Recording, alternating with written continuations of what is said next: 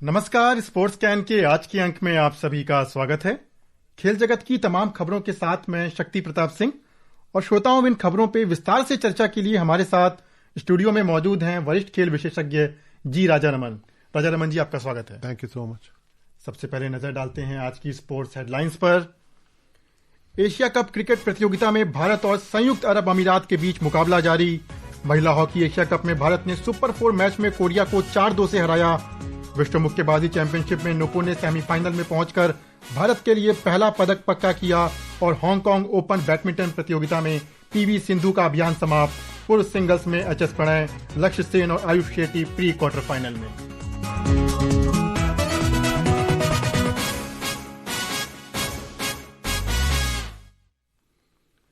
Asia cup cricket प्रतियोगिता में भारतीय टीम आज अपने अभियान की शुरुआत कर रही है। दुबई अंतर्राष्ट्रीय क्रिकेट स्टेडियम में खेले जा रहे मुकाबले में भारत ने आज अपने पहले मैच में संयुक्त अरब अमीरात के खिलाफ टॉस जीतकर पहले गेंदबाजी का फैसला किया है और ताजा समाचार मिलने तक मेजबान संयुक्त अरब अमीरात ने 6 ओवर में 2 विकेट पर 42 रन बना लिए हैं। मैच से पहले कल भारतीय कप्तान सूर्य कुमार यादव ने कहा कि भारतीय टीम लंबे समय के बाद T20 के लिए मैदान पर लौट रही है और टीम की तैयारियां पूरी हैं तथा खिलाड़ियों में शानदार उत्साह है। We are very excited to play him and जैसा हमारा अभी प्रिपरेशंस चलते आ रहे हैं, हम लोग ठीक है बहुत टाइम के बाद खेल रहे हैं T20 game as a team, but we are here early 3-4 days back. अच्छा प्रिपरेशन रहा है, we had some good time as a team together and we are really looking forward to this tournament. Bharat ने 2 फरवरी 2025 को अपना आखिरी T20 match खेला था England के खिलाफ और एक लंबा समय 6 महीने से ऊपर का समय भारतीय टीम मैदान पे लौट रही है इस फॉर्मेट में और एक नई टीम है और शायद यहां से चुनौती भी नहीं है कि विश्व कप की तैयारी है ठीक 6 महीने बाद।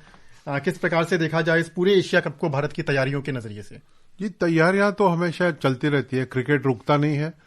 चाहे आप T20 खेल रहे हो या वनडे इंटरनेशनल खेल रहे हो या फिर घरेलू क्रिकेट क्यों ना खेल रहे हो, तो क्रिकेट तो खेल चलता आया है। हमारी टीम के खिलाड़ी अपनी तैयारी में लगे हुए थे कि टीम बन के शायद कई महीनों बाद फिर से T20 में खेलने का मौका मिल रहा है इन्हें, लेकिन खिलाड़ी सब जाने माने खिलाड़ी है और टीम बहुत मजबूत टीम है और ये टूर्नामेंट के प्रबल दावेदार माने जाएंगे।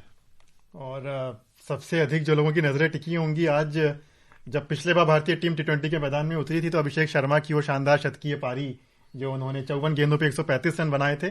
आज शुभमन गिल के साथ उनका तालमेल कैसा देखने को मिलेगा? सबकी नजरें हैं इस पे। नहीं, ये वो जय और वीरू वाली जोड़ी बन गई है फिर से। शुभमन गिल टीम के बाहर थे T20 में क्योंकि अब वो टेस्ट के कप्तान है। शायद चयनकर्ता का ये सोच है कि उन्हें तीनों फॉर्मेट में कप्तान बना दिया जाए। तो मुझे लगता है कि ये मौका है शुभमन गिल के पास कि वो अभिषेक शर्मा के साथ जो साझेदारी निभा सकते हैं शुरुआत में, वो अच्छी तरीके से ये पूरे टूर्नामेंट में निभाए तो शायद तीनों फॉर्मेट के कप्तान जल्दी बनेंगे। आज शायद इंटरेस्टिंग बात यह है कि संजू सैमसन खेल रहे मैच और जितेश शर्मा, सारे विशेषज्ञ कह रहे थे कि जितेश शर्मा खेलेंगे। संजू शर्मा के दिन शायद अभी नंबर्ड है, लेकिन आज संजू सैमसन को चूज किया है टीम में। सिर्फ बुमराह एक तेज गेंदबाज है, उनके साथ हार्दिक पांड्या है, बाकी सारे तो फिरकी गेंदबाज है। हालांकि पिच में जो ग्रीन टिंज है उसको लेके लग रहा था कि शायद 1 या 2 और मीडियम पेसर होंगे। जी बिल्कुल। और अगर कल के मैच की बात की जाए तो कल एशिया कप के पहले मैच में कल रात अफगानिस्तान ने अबू धाबी में हांगकांग को 94 रन के बड़े अंतर से हरा करके जीत दर्ज की। चीन के हांगझोउ में खेले जा रहे महिला हॉकी एशिया कप में भारतीय टीम ने अपना शानदार प्रदर्शन जारी रखते हुए आज सुपर 4 के अपने पहले मुकाबले में कोरिया को 4-2 से हरा दिया। पूल बी में 7 अंक लेकर भारतीय टीम शीर्ष पर रही और अब सुपर 4 में भी भारतीय टीम अपने ग्रुप में टॉप पर है। भारत के लिए वैशाली विट्ठल फाल्के ने दूसरे मिनट, संगीता कुमारी ने 33वें मिनट और लाल रेस यामी ने 44वें और रतुजा दात से पिसन ने मैच के 59वें मिनट में गोल किए, जबकि कोरिया की ओर से दोनों गोल यूजिन किम ने 33वें और 53वें मिनट में किए। भारत अपना अगला मुकाबला कल चीन से खेलेगी। तो पहले पुरुष टीम ने जिस तरह से प्रदर्शन दिखाया बिहार के राजगीर में, और अब महिला टीम उसी ट्रैक पर चलती हुई नजर आ रही है। अच्छी बात है। पिछले साल ओलंपिक्स नहीं खेलना शायद महिला टीम के लिए एक झटका था, लेकिन उभर कर वापस आ रही है। कुछ नए सितारे नजर आ रहे हैं। जो गोल स्कोरर्स आपने अभी सुना है, ये शायद हमारे लिए कुछ नए नाम आ ही रहे हैं उभर के। ये अच्छी बात है कि team is work in progress, और अगर यहाँ जीत जाते हैं चाइना के साथ और फाइनल में भी अच्छा प्रदर्शन रहता है तो शायद विश्व कप में पहुंचने का एक मौका बन जाता है। जी बिल्कुल, भारतीय टीम जो कि लगातार एक प्रैक्टिकल्स लगातार टीम के साथ किए जा रहे थे, जिस तरह की कोच की रणनीति थी, और उम्मीद है कि शायद उसमें कहीं ना कहीं प्रयास सार्थक होते नजर आ रहे हैं। इंग्लैंड के लिवरपूल में विश्व मुक्केबाजी चैंपियनशिप में नुपुर ने भारत के लिए पहला पदक पक्का कर लिया है। आज नुपुर ने 80 किलोग्राम से अधिक भार वर्ग में उज्बेकिस्तान की ऑल्टेनियो सोतिएमोविया को हरा करके सेमीफाइनल में प्रवेश किया। तो देखा जाए तो कप्तान हवा सिंह की तीसरी पीढ़ी है, उनकी वो पौत्री हैं, और भारत के लिए उन्होंने वही किया जो पिछली 2 पीढ़ियां करते आ रही थी। 2 साल पहले दिल्ली में जो विश्व कप आयोजन हुआ था, वर्ल्ड चैंपियनशिप महिलाओं का, वहां पे नुपुर को पदक नहीं मिला था, और कुछ देर बाद जब मैं मिला था बहुत निराश थी। वहां से उठ के आना, और फिर अभी हालांकि जो पहले जैसा वर्ल्ड चैंपियनशिप नहीं रहा, बहुत सारे देश नहीं खेल रहे, लेकिन यहाँ पे पदक लाना उनके लिए अच्छी बात है, भारत के लिए बहुत ही बेहतरीन बात हो। और इसके बाद अगर बात की जाए तो आज भारत की निकहत जरीन महिलाओं की 51 किलोग्राम भार वर्ग में, जैस्मीन 57 किलोग्राम भार वर्ग, पूजा रानी 80 किलोग्राम भार वर्ग के क्वार्टर फाइनल में रिंग में उतरेंगी, जबकि अविनाश जामवाल पुरुषों के 65 किलोग्राम भार वर्ग में सेमीफाइनल के लिए अपनी दावेदारी पेश करेंगे। तो निकहत जरीन पे आज रात को सबकी नजरें रहेंगी। बिल्कुल, वो भी तो निराश हुई थी पेरिस ओलंपिक गेम्स में, उसके बाद पूरे साल भर बाद खेल रही है। लवलीना का भी यही हाल था, लवलीना पहले राउंड में बाहर हो गई, और निकहत से उम्मीदें शायद बहुत ज्यादा रहेंगी क्योंकि वो विश्व चैंपियन रही है पहले 2 बार। और अब बात करते हैं बैडमिंटन की। हांगकांग ओपन सुपर 500 बैडमिंटन प्रतियोगिता में ओलंपिक पदक विजेता और स्टार भारतीय बैडमिंटन खिलाड़ी पीवी सिंधु आज प्रतियोगिता से बाहर हो गई, जबकि पुरुषों के सिंगल्स में एचएस प्रणॉय, लक्ष्य सेन और आयुष शेट्टी ने अपने अपने मुकाबले जीतकर प्री क्वार्टर फाइनल में प्रवेश किया। एक रिपोर्ट।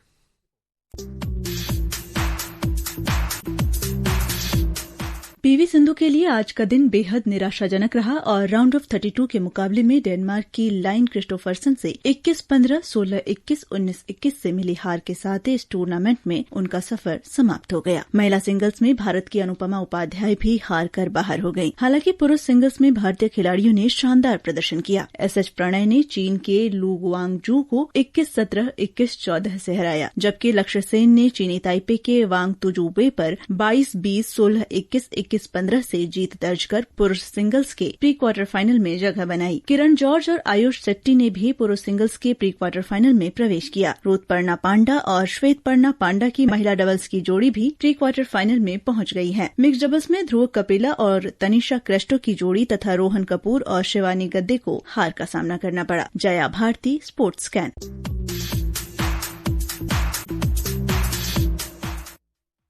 क्योंकि पीवी सिंधु इस समय पे बैडमिंटन में देखा जाए सबसे चर्चित चेहरा है भारत का, इसलिए हर टूर्नामेंट में उनसे जो उम्मीदें हैं वो बहुपेक्षित ज्यादा रहती हैं। लेकिन लगातार इस साल, हालांकि पिछले टूर्नामेंट में क्वार्टर फाइनल तक पहुंची हैं, लेकिन लगातार पहले ही राउंड में हारने का चरण और सेमीफाइनल तक का सफर इस साल होते हुए नहीं दिखा है। क्या ऐसे कारण है पीवी सिंधु की परफॉर्मेंस में? टैक्टिकल गलतियां शायद हो रही हैं, और जो अंतर है दूसरे प्लेयर्स में और पीवी सिंधु में ये घटता आ रहा है। The gap is gain narrowing, और मुझे लगता है कि पीवी सिंधु शायद बहुत मेहनत की वर्ल्ड चैंपियनशिप के क्वार्टर फाइनल पहुंचने में, और वहां पे अगर एक और मैच जीत जाती तो उनका 6ठा विश्व चैंपियनशिप वाला पदक हो जाता। बट मेहनत की है, मेहनत को लेके कोई सवाल नहीं उठा सकता, लेकिन टैक्टिकल गलतियां शायद कर रही हैं गेम में। पहले गेम जीतने के बाद फिर लगातार दो गेम हारना, वो भी कोई जाने माने प्लेयर के खिलाफ होता तो शायद समझ लेते हैं, लेकिन ऐसे प्लेयर के साथ हारना सिंधु के लिए कोई खास शोभा नहीं देता। जी बिल्कुल, क्योंकि 6 मुकाबलों में पहली बार उनको इस खिलाड़ी से हार का सामना करना पड़ रहा है। सिंधु से इतर अगर हम बात करें तो जो पुरुष खिलाड़ी हैं जिन्होंने हालांकि प्री क्वार्टर फाइनल का सफर तय कर लिया है, लेकिन हमने साल की शुरुआत से ही देखा लगातार भारतीय खिलाड़ी क्वार्टर फाइनल, सेमीफाइनल तक पहुंच रहे हैं, लेकिन जो खिताबी बाधा है वो पार करने में चूक रहे हैं। इस बार क्या उम्मीद की जा सकती है कि लक्ष्य सेन, एचएस प्रणय या आयुष शेट्टी भी लगातार अच्छा कर रहे हैं? अगर डबल्स की बात की जाए, वहां सात्विक साईराज रंकी रेड्डी हैं या चिराग शेट्टी हैं, कोई उम्मीद भारत के लिए यहां से? अफसोस की बात यह है कि प्रणय और लक्ष्य सेन अगले ही मैच में भिड़ रहे हैं। जी बिल्कुल। तो ये इनमें से एक ही बचेगा। मतलब अच्छी बात यह भी है कि एक आगे बढ़ेगा, एक भारतीय खिलाड़ी आगे बढ़ेगा, लेकिन हो सकता है कि अगर अच्छा प्रदर्शन हो तो दोनों भी आगे बढ़ सकते थे। लेकिन ये ड्रॉ ऐसा है कि प्रणय के सामने एक बड़ी चुनौती है। लक्ष्य सेन का कोई खास फॉर्म नहीं चला इस साल, तो प्रणय के पास एक मौका है कुछ कर दिखाने का। उनका भी उम्र बढ़ता जा रहा है, तो मुझे लगता है कि वो भी अपना पूरा कोशिश करेंगे। जी बिल्कुल, भारत को उम्मीदें होंगी कि कल, हालांकि भारत के लिए एक पेंच थोड़ा सा फंसता हुआ दिखा जहां पे दोनों भारतीय खिलाड़ी प्री क्वार्टर फाइनल में आमने सामने होंगे, लेकिन उसके बाद भी भारत को उम्मीदें होंगी कि भारतीय खिलाड़ी अपने अपने मुकाबले जीत करके आगे खिताबी दौड़ में आगे बढ़ें। दक्षिण कोरिया के ग्वांगझू में चल रही तीरंदाजी विश्व चैंपियनशिप में आज भी भारतीय पुरुष रिकर्व तीरंदाजों का प्रदर्शन कुछ खास नहीं रहा और सभी तीरंदाज व्यक्तिगत वर्ग के पदक चरण में जगह बनाने से चूक गए। भारत के तीनों खिलाड़ी राहुल, धीरज, बुम्मो देवरा और नीरज चौहान को हार का सामना करना पड़ा। वहीं भारतीय रिकर्व महिला तीरंदाजों को विश्व चैंपियनशिप में फिर एक बार निराशा हाथ लगी। आज महिला टीम कांस्य पदक के प्लेऑफ में दक्षिण कोरिया से हार गई, जबकि मिक्स्ड डबल्स में भी भारत की उम्मीदें टूट गई। विश्व चैंपियनशिप में एक दशक के पदक के सूखे को खत्म करने उतरी दीपिका कुमारी, गाथा खड़के और अंकित भगत की भारतीय टिकड़ी दक्षिण कोरिया के खिलाफ 3-5 से हार करके बाहर हुई। तो काफी उम्मीदें थी, बहुत महत्वाकांक्षाएं थी और दीपिका खुद टीम को लीड कर रही थी, लेकिन यहां पर निराशा हाथ लगी। दीपिका का शायद लास्ट एरो 8 में पड़ गया था। अगर वो 10 पड़ता तो शायद टाई होता, फिर शूट ऑफ आ जाता। लेकिन ये खेल है और हम सबको मानना पड़ेगा कि सेमीफाइनल में पहुंचना, और वहां पे वर्ल्ड चैंपियन रही है दक्षिण कोरिया, ओलंपिक चैंपियन टीम रही है, उनके साथ 5-3 से हारना it is not a matter of shame, लेकिन और अच्छा कर सकती थी भारतीय टीम। जी बिल्कुल उम्मीद थी, क्योंकि इसके पहले तीरंदाजी में भारत ने शानदार प्रदर्शन किया है, लेकिन इस बार थोड़ा सा रिकर्व ने भारतीय खिलाड़ियों ने निराश किया। शतरंज में विश्व कप स्विस शतरंज प्रतियोगिता में विश्व चैंपियन डी गुकेश कल छठे दौर में ग्रीस के निकोलस थियोडोरो से हार गए। अब दौड़ में बने रहने के लिए उन्हें अपने शेष 5 खेलों में से कम 4 में जीत की आवश्यकता होगी। शीर्ष पर अर्जुन एरिगेसी ने ईरान के परम मकसुदलू को ड्रॉ पर रोके रखा और आर प्रज्ञानानंदा को भी ड्रॉ से संतोष करना पड़ा, जबकि विदित गुजराती ने जीत के साथ जोरदार वापसी की है। अन्य भारतीय खिलाड़ियों की यदि बात की जाए तो पी हरिकृष्णा, रौरक साधवानी, आदित्य मित्तल, एसएल नारायण, आर्यन चोपड़ा और दिव्या देशमुख अपने अपने मुकाबले ड्रॉ किए। और महिला वर्ग में आर वैशाली ने अजरबैजान की उल्विया फतालिएवा को हराया और कैटरीना लोगने के साथ संयुक्त बढ़त वो बनाई हुई हैं। द्रोणावल्ली हरिका ने भी जीत दर्ज की है, जबकि वंतिका अग्रवाल अल्जीरिया की जीना नासर को हरा करके आगे बढ़ी। आज जो है रेस्ट डे है। अगर भारतीय चेस खिलाड़ियों के ऊपर बात की जाए तो एक एक करके सबसे पहले देखा जाए डी गुकेश, शायद ये हार थोड़ी महंगी पड़ती दिख रही है। नहीं, भार बहुत ज्यादा होता है जब आप विश्व चैंपियन का खिताब आपके पास है। एक्सपेक्टेशन बहुत ज्यादा होते हैं और लगातार खेलते रहना टूर्नामेंट पर टूर्नामेंट नॉट वेरी इजी। लेकिन अभी तो वो युवा है और मुझे लगता है कि आगे जो कुछ साल है हम गुकेश का नाम सुनते रहेंगे। जी बिल्कुल, अगर गुकेश से इतर भी बात की जाए तो विदित गुजराती लगातार लोगों को अपने खेल से और अपनी परफॉर्मेंस से प्रभावित कर रहे हैं। हालांकि उन पे चूंकि इतने बड़े खिलाड़ी पहले से प्रज्ञानानंदा और डी गुकेश हैं तो नजरें कम जाती हैं, लेकिन यहाँ पे उन्होंने जीत दर्ज की है। और उनसे किस प्रकार की उम्मीदें होंगी भारत को आगे वाले कैंपेन में? विदित है, अर्जुन के साथ अर्जुन से भी उम्मीदें बहुत ज्यादा रहेंगी, नॉट जस्ट बिकॉज वो अभी टॉप कर रहे हैं, लेकिन खिलाड़ी ये बेहतरीन खिलाड़ी है।